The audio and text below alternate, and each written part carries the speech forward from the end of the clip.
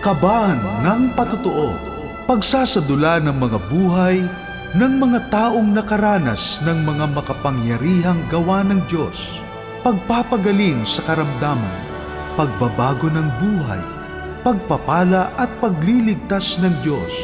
Kaban ng Patutuo.